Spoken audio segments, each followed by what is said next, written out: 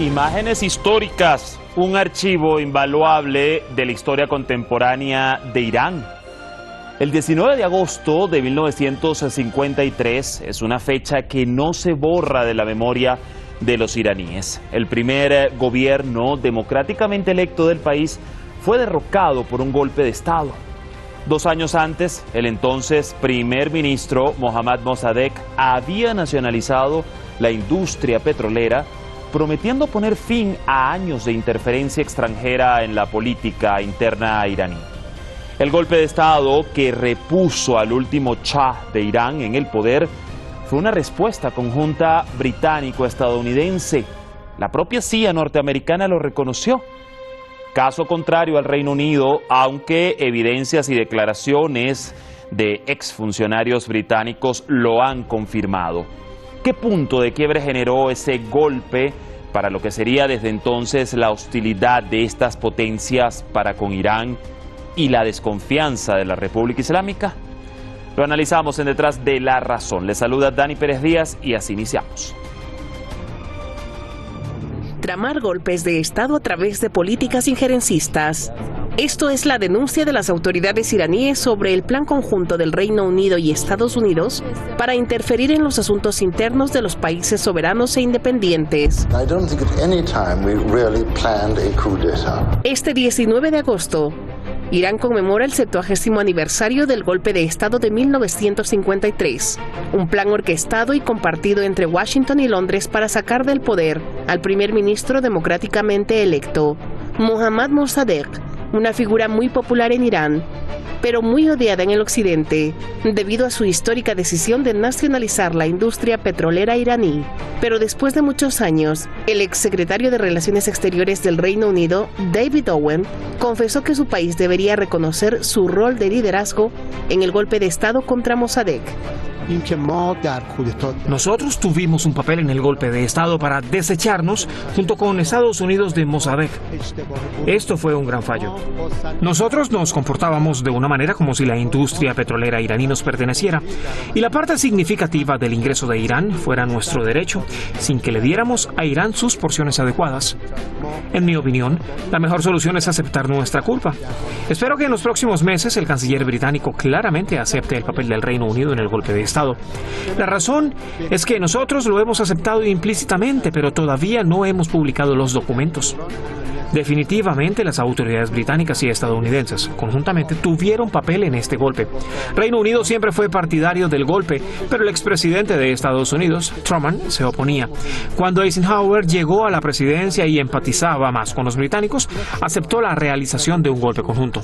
Estas declaraciones confirman la autenticidad de las palabras de las autoridades de Teherán. El presidente iraní Seyed Ebrahim Raisi conectó el golpe de Estado de 1953 con los últimos disturbios del año pasado en Irán. Durante una reunión con militares destacó el fracaso de los enemigos en los violentos disturbios y señaló que si el cuerpo de guardianes de la Revolución Islámica hubiera estado presente en 1953, jamás habría ocurrido el golpe de Estado de 1953. El exsecretario de Relaciones Exteriores del Reino Unido manifestó que su país debería decirle al pueblo iraní que ellos perpetraron el golpe de Estado del 19 de agosto de 1953, hace 70 años. Por tanto, también pueden crear disturbios hoy. Deberíamos decirle a este exfuncionario británico, a los estadounidenses y a los partidarios del imperialismo que el 19 de agosto de 1953 no había cuerpo de guardianes de la Revolución Islámica. En caso contrario, no habrían tenido el coraje de cometer tal traición. La Cancillería de Irán también denunció que, en línea con su política injerencista, Estados Unidos y el Reino Unido traman golpes de Estado para apoyar a dictadores en distintos países.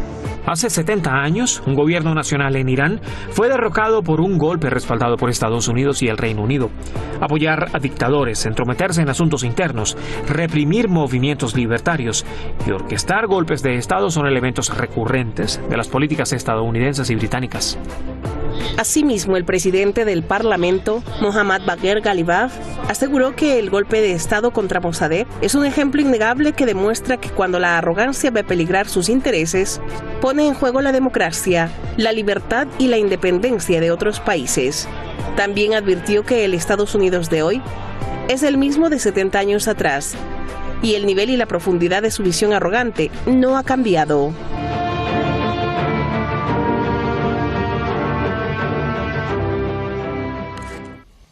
Allí teníamos entonces, en ese contexto informativo y esas imágenes de archivo y de historia que pues se nos facilitó hoy nuestro equipo de redacción y producción, una semblanza de lo ocurrido en 1953 y los actores involucrados. Ya vamos a dar paso al análisis, un tema bastante extenso y complejo que trataremos de resumir en el poco tiempo que tenemos, pero con un análisis preciso y óptimo de nuestros expertos en la materia el día de hoy. Les doy la bienvenida a Alberto Ruano, analista internacional desde Bogotá, Colombia. Bienvenido, Alberto, ¿cómo está? Bien, muchas gracias, buenas noches, un saludo, Dani, a todo el equipo de Econ TV y a esta audiencia. Gracias por recibirnos acá en Detrás de la Razón y también damos la bienvenida a Luis Javier Ruiz, analista político internacional desde Caracas, Venezuela. ¿Qué tal, Luis Javier?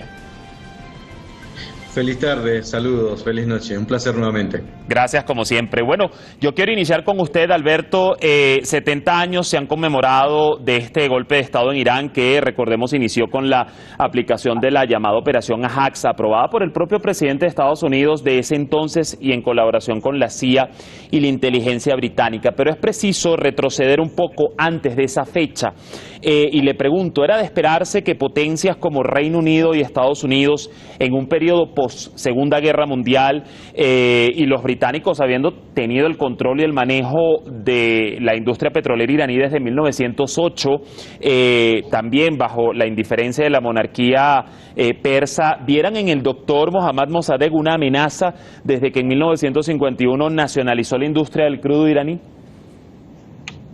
Bueno, creo que hay un gran cambio en el modelo colonialista que dominaba antes de la Segunda Guerra Mundial, al que pasó a ser preponderante, ¿no es cierto?, después, en la época ya de la Primera Guerra Fría, después de la Segunda Guerra Mundial. Tradicionalmente, como usted menciona, el Imperio Británico, ¿no es cierto?, ejercía un poder de control sobre los recursos petroleros iraníes desde el comienzo de ese interés estratégico en los recursos del petróleo.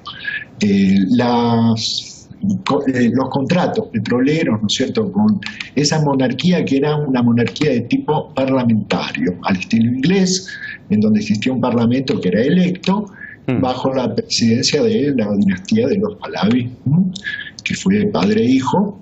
En esa época era Mohammed Reza Pahlavi, sí, y donde se elegían, ¿no es cierto?, representantes de ese poder. Hubo contratos en 1933 que aseguraban, ¿no es cierto?, a los británicos prácticamente la totalidad de los recursos petroleros, pero el asunto se agravó mucho a partir de la Segunda Guerra Mundial, cuando se establecieron incluso ilegalmente tuberías que conducían el petróleo, ¿no es cierto?, iraní, del territorio iraní, de la nación iraní, hacia Irak, que estaba bajo gobierno inglés en la época, de modo que obtenían esos recursos de manera prácticamente gratuita, mientras el pueblo iraní estaba en la miseria absoluta. Fue a partir de la representación que tuvo en el Parlamento Mossadegh como presidente de una comisión ya desde finales de los años 40 sobre la cuestión petrolera en Irak, y ese es un gran aporte. Claro. Cuando en 1951 se eligió primer ministro, declaró entre las primeras medidas de su gobierno la nacionalización del petróleo iraní, producto de esas auditorías que había establecido el Parlamento sobre el manejo que daban los ingleses a esos recursos. Inglaterra de inmediato denunció como ilegal esa nacionalización de los recursos patrimoniales del pueblo iraní, y ahí se generan las bases de lo que va a ser el golpe de 1953. Así es. A ver, Y ya vamos a avanzar un poco más. Nos ha dado un gran contexto previo justamente a lo que conllevó eso. Vamos a hablar un poco más adelante con usted. Quiero agregar al análisis a su contertulio Luis Javier. Y viniendo un poco más a la actualidad, Luis Javier, recién en el año 2000 Estados Unidos reveló informes de inteligencia donde mostraron las actividades conjuntas con el MI6, el Servicio de Inteligencia Británico, en Irán. En 2009 vamos también a recordar que el entonces presidente Barack Obama, casi 60 años después del golpe, admitió la participación estadounidense en esta acción como un supuesto gesto de conciliación para comenzar a discutir lo que era el acuerdo nuclear con Irán en 2015, que finalmente se aprobó en 2015. Y en 2013 la CIA admitió abiertamente pues su participación en la planificación y ejecución de la operación Ajax. Esto me lleva a preguntarle dos cosas particular. Aun cuando pues la responsabilidad la achacaron al entonces presidente estadounidense Eisenhower, ¿cómo no poner en tela de juicio el papel de ese organismo de inteligencia para el resto del mundo con el pasar del tiempo? Y en segundo orden, quizás el tiempo le ha dado la razón, Luis Javier, a las autoridades de la República Islámica de Irán en desconfiar en cualquier acuerdo o conversación que tenga que ver con Washington y potencias occidentales. Sí, el contexto en el que se da el tema que analizamos tenemos dificultades en la comunicación. Es bastante amplio, ¿no? Y básicamente quisiera comentarlo. Mientras logramos resolver el inconveniente, Luis Javier, no logramos escuchar su audio. Voy a continuar el análisis. A ver, ¿me escucha bien, Luis Javier? Adelante. Sí, te oigo perfectamente. Muy bien. Ahora sí, adelante. Ok. Comentaba que el contexto en el que se da este episodio en la vida política e histórica de Irán es complejo, era bastante complejo, y por lo tanto, efectivamente, tanto la CIA como los organismos de inteligencia y el mismo presidente de Estados Unidos del momento están estrechamente implicados, ¿no? Y que asumirlo 60 años más tarde es básicamente parte de esa doble estándar de la moral estadounidense en cuanto a las relaciones internacionales. Sin duda alguna, en ese contexto, Irán se encontraba en medio de una gran disputa, la que conocíamos como el inicio de aquella llamada Guerra Fría, ¿no? Una de las cosas que básicamente se acusaba a el gobierno en este momento, después de las nacionalizaciones petroleras, era de ser un aliado de la Unión Soviética. Por lo tanto, el operativo de derrocarlo no era simplemente fortuito, fue simplemente una agencia que decidió de forma autónoma derrocar a un gobierno nacionalista como el que estaba en este momento. Era parte de la estrategia geopolítica de los Estados Unidos, del Reino Unido y de la incipiente OTAN para competir de los escenarios geopolíticos contra la Unión Soviética, además de obviamente tener el control de los recursos petroleros que para el momento le eran importantísimos a la Alianza Atlántica encabezada por Estados Unidos. Pero además había otro componente que debemos analizar. Allí había un importante ferrocarril que unía al Golfo Pérsico con el Caspio, ¿no? Y eso hacía que ese corredor debía estar estrechamente manipulado y controlado por las fuerzas de seguridad de Estados Unidos y el Reino Unido. Como bien lo decía el profesor, era un área donde históricamente el Reino Unido lo tenía controlado. Ahora bien, ¿por qué pudiera existir algún tipo de desconfianza en relación a algún tipo de tratado con Estados Unidos? Bueno, porque la historia nos ha dicho que cuando los intereses nos giran a su favor, siempre actúan con una agenda oculta, y esa agenda oculta se refiere a los golpes de Estado que probablemente, por ejemplo, en América Latina tenemos un historial amplísimo acerca de cómo por un lado negocian o tratan un gobierno, mientras que por el otro conspiran debajo de los escritorios o de las alfombras para posteriormente asestar al mejor estilo de la traición estos tipos de golpes de Estado, o más recientemente las llamadas revoluciones de colores. Por ejemplo, tenemos un ejemplo claro que lo que le hicieron a la Libia de Gaddafi, como en algún momento se sentaron sobre la misma mesa con Gaddafi, lo reconocieron, mientras que por el otro lado están planificando su desaparición física. Bueno, la historia lo ha dicho, quizás como la misma fórmula o los mismos alegatos se han utilizado para promover golpes de Estado contra gobiernos democráticos, no solo contra Irán, sino también en otras regiones. Ahora regreso con usted, Alberto, y volviendo un poco y rápidamente, sintetizadamente a la historia. Luego del golpe del 53, vimos que se reforzó el poder al último Shah de Irán, Mohammad Reza Pahlaví, quien regresó, recordemos, a Irán tras huir después de una lucha de poder con Mossadegh, y en definitiva se convirtió o reafirmó esa alianza cercana con Estados Unidos. Pero se puede decir, Alberto, que lo ocurrido en ese momento y la manera en cómo sacaron al premier Mossadegh, desestimando incluso la voluntad popular, abrió un punto de quiebre para que años más tarde pues se diera la revolución islámica con el imán Jomeini.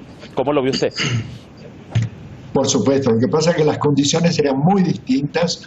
En principio los Estados Unidos simularon, ¿no es cierto?, una actitud de amistad con Irán y rechazaron la propuesta británica, que era mucho más brutal, al viejo estilo del viejo colonialismo, mientras que el actual, ¿no es cierto?, y el que se inicia en esa época, iba a ser un colonialismo de carácter diferente, ¿sí?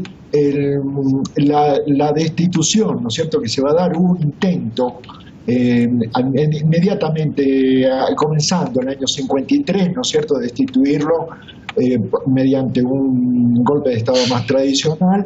Va a entrar a jugar ahí la creación, ¿no es cierto?, de parte de la CIA, sobre todo de la policía secreta iraní, la SAVAK. Así es.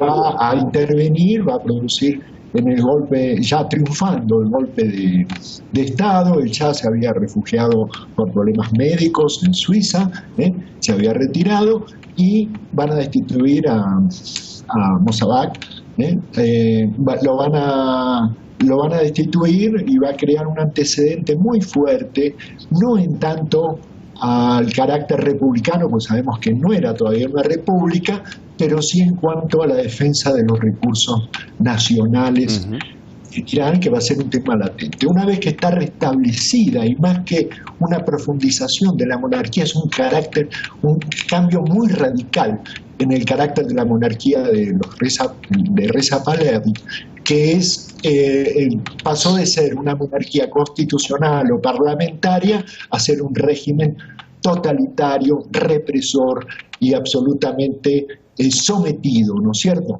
a los intereses del imperialismo norteamericano. Y de hecho allí las evidencias con la represión de esta policía que usted bien ha mencionado, la SAVAK. Si me permite, Alberto, que el tiempo nos apremia, ya vamos a regresar con usted. Voy con Luis Javier. Hay otro punto antes de que se nos vaya el programa, y tiene que ver con el papel del Reino Unido. Luis Javier, ya sabemos que la CIA y Estados Unidos reconocieron su rol en este golpe, pero ¿por qué cree que las autoridades británicas actualmente se resisten a emitir una postura al respecto, aun cuando son públicas las declaraciones de, por ejemplo, el exsecretario de Relaciones Exteriores del Reino Unido, David Owen, a The Guardian, sobre el liderazgo británico en esto, e incluso otro informe sobre el papel clave del espía británico Norman Derbyshire está sobre la mesa? Sí, ahí hay un elemento demasiado interesante sobre la participación del Reino Unido en este tipo de situaciones, en específico en esta región del mundo, y que actualmente no se considera. Recordemos que antes de las desgracias cometidas por Estados Unidos en diversas partes del planeta, quien las cometía era el Reino Unido. Incluso algunos consideran que la clase política estadounidense aprendió de la clase política británica sobre estas cosas, ¿no? Y lo otro que hay que ver es que existe una especie de una moral, una aparente moral de los británicos de no aparecer como quienes rompen las reglas, de que quienes no participan en este tipo de asuntos por ser de carácter refinados en la política exterior, cuando en realidad en el fondo esconden muchos secretos, ¿no? Ahí podemos enumerar la lista inmensa de crímenes que cometieron en la India o en el mismo continente africano, africano, ¿no? Pero se presentan ante el mundo como esa diplomacia decente, ¿no? Que son incapaces de cometer este tipo de asuntos, y cuando lo hacen sencillamente no lo asumen. Pero hay un dicho que, según los historiadores, lo dice el mismo Winston Churchill, que para la política británica es un referente en relación a este asunto. Él decía que algo, palabras más, palabras menos, nosotros los ponemos, nosotros los quitamos, así es. Quitamos. Así para es. el momento, la diplomacia y la política exterior británica que pretendía dominar al mundo, y por lo tanto para ellos no van a aceptar públicamente que son parte de esta vergüenza de cómo interferían en los asuntos internos de países soberanos, y mucho menos van a aceptar crímenes de lesa humanidad. A ver, Alberto, como reflexión final, ya nos queda escaso tiempo, evidentemente, con el paso de los años, las décadas, todo ha cambiado, las fórmulas de golpes de Estado han mutado o incorporado otros elementos en base a las nuevas generaciones, pero a su consideración, ¿qué es lo clave en el mensaje de este golpe del 53 contra Irán y cómo lo extrapolamos al mundo hoy y al panorama internacional que hoy se vive en Irán y en la región? Bueno, hay que decir que el régimen de sanciones, de sujetar a los pueblos y a las soberanías nacionales a través del estómago, a través de la prohibición, ya había sido establecido por los ingleses, pero lo llevaron a una amplificación extraordinaria en los tiempos actuales, donde Irán es la segunda nación en el planeta sujeta a sanciones, de bloqueos, de impedimentos, además de cantidad de golpes bajos, de guerras, de atentados terroristas en la actualidad, que están llevando a sujetarnos la voluntad del pueblo iraní, pero en otras condiciones muy distintas, ¿sí? Sí. Los acuerdos, la ruptura de los acuerdos, por ejemplo, sobre la cuestión nuclear de utilización civil, sí, es una muestra clara de esa pretensión, ¿no es cierto?, imperialista. A ver. De sujetar. Y ya, Luis Javier, para cerrar también con la reflexión final, teniendo todos estos precedentes de ejecutar estos planes en Irán y las acusaciones más recientes incluso evidencian que el Reino Unido, además de Washington, tienen aún intenciones y maneras para generar desestabilización en este país, no más ahora que solo la República Islámica no es un país petrolero, sino que se ha convertido además en una potencia regional. Esto evidencia que efectivamente van a seguir los planes y pueden seguir, incluso como fue revelado el año pasado, que Irán afrontó disturbios a raíz de un hecho local y se develó la participación de potencias extranjeras en la promoción de la violencia. Sí, pareciera que en algunos aspectos sobre la pretendida política neocolonial se repiten algunos comportamientos. Para la época del asunto que estamos analizando, el Reino Unido había perdido influencia sobre muchos países de la región. Ahora mismo perdieron influencia sobre los países y sobre Irán, y eso obviamente es un reto para el carácter hegemónico que plantean o quieren sostener. El Reino Unido necesita y ha buscado miles de maneras de volver a tener esa relevancia que tuvo en algún momento, pero ya el mundo es distinto, ya el mundo es diferente, y aunque hayan intentado practicar cosas, por ejemplo, como tener gobiernos paralelos o gobiernos fuera del territorio y pretender dictar medidas con gobiernos ficticios o apoyados de forma aérea o de forma falsa con instituciones inexistentes, no han podido socavar la soberanía de los países que han decidido ser soberanos, y ello porque se ha construido otro elemento que es importantísimo, que es el elemento de la cultura política y el referente de soberanía nacional. Sobre esa idea no han podido resquebrajar ni quebrantar la unidad que pudiera existir entre estos pueblos, dentro de sus fuerzas armadas, dentro de sus grupos religiosos, dentro de sus grupos académicos y científicos. Es decir, cuando se consigue consolidar la unidad nacional desde todos los aspectos, las conspiraciones difícilmente tienen éxito. Bueno, y allí entonces el mensaje clave en conjunto de lo que hemos recabado con el análisis de ambos. Les quiero agradecer a usted, Alberto, y también a usted, Luis Javier, por acompañarnos hoy en esta edición de Detrás de la Razón. Hasta un próximo análisis. Que estén muy bien. Un placer. Muy bien.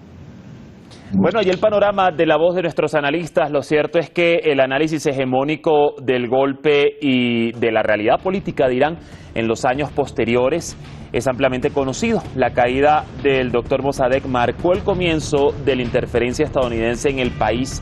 De hecho, Para expertos en la materia, la revolución islámica no habría tenido lugar de no haber ocurrido ese golpe de Estado en 1953. Cerramos el tema acá, mañana nos vamos con más análisis. Ucrania recibirá F-16 de Países Bajos y Dinamarca. Se cumple la petición del presidente Zelensky. ¿Qué nuevas tensiones traerá esto al conflicto ya extendido con Rusia? Lo estaremos analizando mañana. Buena jornada, les esperamos por Hispantv.